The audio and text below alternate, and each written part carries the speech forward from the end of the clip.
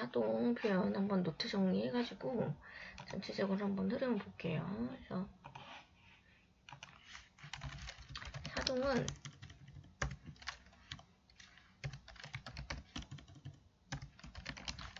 주어가 시키는 거죠.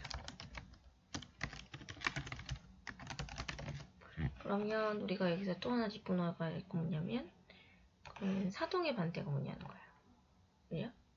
그럼 사동의 반대는 뭐냐? 그럼 주동이지. 아, 맞죠? 주동은 주어가 직접 하는 겁니다. 라고 보시면 될 거고요. 그 다음에 일단은 이게 기본 개념 이렇게 보시면 되고, 그 다음 첫 번째 이제 사동문의 종류. 이게 사동이다. 이다 1번 달아줄게요.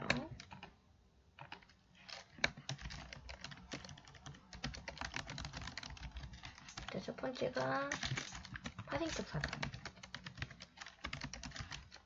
파생적 사동은 뭐가 있냐면 접서 붙는 거죠. 사동접니다. 이히, 비기, 우구추가 붙는 거예요. 이게 뭐뭐 시키다 라는 내용이 붙는 거고요. 그 다음 두 번째 통사적 사동이 있어요. 뭐뭐게 하다 라는 통사적 사동이 있다. 이렇게 보시면 될 것 같고, 여기서 하나 더 이제 아셔야 되는 거 뭐냐면, 파생적 사동은 중의적 의미를 지닌다는 거죠. 그러니까 중의적 의미라는 건 여기서 얘기하는 건 간접 사동과 직접 사동.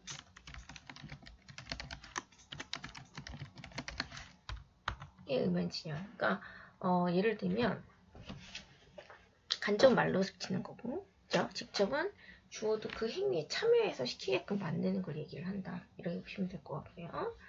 그 다음에 이게 또 일부 파생 사동자, 일부 파생적 사동에서도 하나의 의미를 지닌 경우가 있어요.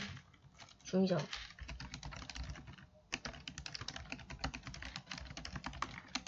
예를 들면 익히다 같은 게 있어요. 익히다. 책을 읽히는데 엄마가 같이 읽어주게 되면 그건 엄마가 읽는 거지. 책은 엄마가 소리내서 읽어주면 그건 엄마가 읽는 게 돼버린 거야. 그러니까 결국 시키게 만드는 건 아이로 하여금 말로 시키는 간접 사동으로밖에 안 돼요. 웃기다, 그지? 엄마가 말로 시키는 게 안 돼. 너 웃어봐, 이렇게 얘기하죠. 울리다, 이것도 너 울어봐, 놀리다, 내가 너 놀려봐, 뭐 이렇게 말로 시킬 수가 없단 말이야. 이런 아이들인 경우에는 얘네들은 다 간접 사동만을 의미해요. 그러니까 우리나라 문법에서는 무조건 모든 이라는 개념이 없다라는 거, 그러니까 예외적인 게 있다라는 거라는 걸 좀 기억을 하셔야 된다는 거고,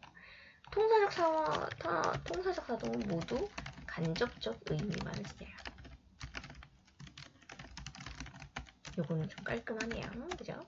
그 다음에 세 번째, 사동접미사 이우는 결합이 가능하다.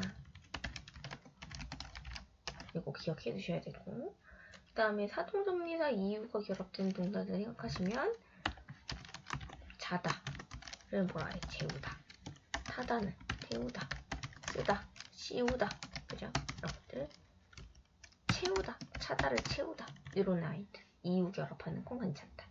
근데 그래서 이거를 우리가 일명 뭐라 그러냐면 이중사동이다 이렇게 얘기할 수도 있는데, 그래서 모든 사동 표현이 두 개가 다 되는 게 아니라 이우만 되는 거예요. 이우만. 주의하셔야 되는 게 뭐가 있냐면, 뭐 사장님이 학생에게 임무를 맡기다, 임무를 맡기게 했다, 이렇게 하면 얘는 기가 뭐냐면 사동접미사 기와 원목이 하다가 결합이 되죠. 이러면 틀린 표현이에요. 그러니까 모든 사동 표현을 두 개 다 가능하다 이게 아니라 이우만 된다는 거예요. 이우만 된다. 그거를 좀 머릿속에 넣으셔야 되지 않나 이렇게 기억을 하시면 될 거고요. 그 다음 또 하나 사동사의 의미를 잃은 경우가 있어요. 사동사의 의미를 잃은 경우가 있는데 원래 사동사에서 출발을 합니다. 근데 이제 사동사의 의미를 잃은 첫 번째 그치? 싸움을 말리다. 이거는 방해하다 이 의미를 지니죠. 근데 모든 말리다가 다 사동사의 의미를 잃은 게 아니에요.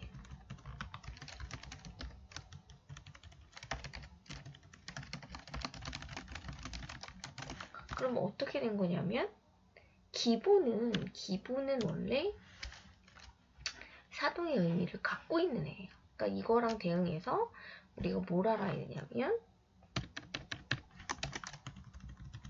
이거랑 대비해서 우리가 뭘 알아야 되냐 옷을 말리다 있죠. 이 경우에는 사동이 맞습니다.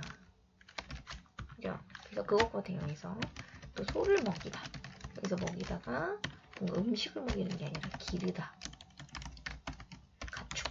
사육하다. 이런 의미를 지니면 앞에 것과 대응해서 얘는 사동사의 의미를 잃은 거고요.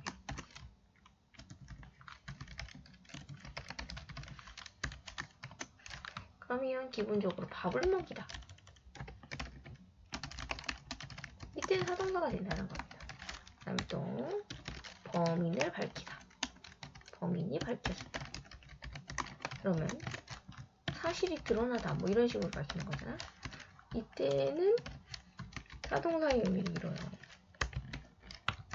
근데 의외로 밝히다 자체가 불을 밝히다 이렇게 쓰여지네. 네? 그럼 이때는 사동사의 의미를 갖고 있거든. 자, 그래서 요렇게 기억을 좀 하셔야 될 것 같고요. 그지? 그래서 이렇게 4개. 이어서 더 써보도록 할게요.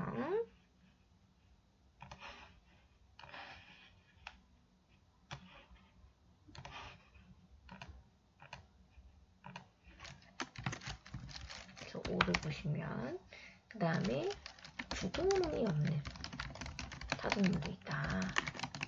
예를 들면 이삿짐을 옮겼다. 나는 이삿짐을 옮겼다 라는 말이 있어요. 그죠? 그러면 우리가 이거를 이게 주동이란 말이야. 아, 사동이죠. 미안해요. 이걸 주동으로 바꿔볼게요. 주동으로 바꾸면은 이제 어떻게 바꿀 수 있냐면 일단 새로운 주어를 지우세요. 그 다음에 목적어는 주어가 되죠. 이삿짐. 그죠? 그 다음 옮기었다니까 거의 기를 빼. 옮았다. 뭐 옮았다 이렇게 하든. 그죠? 그러면 여기서 뭐가 있냐면 이런 이삿짐이 스스로 이삿짐이 옮았다라는 표현은 성립이 될 수 없어요. 그리고 생각을 하면 주동은 주어가 직접 하는 거야.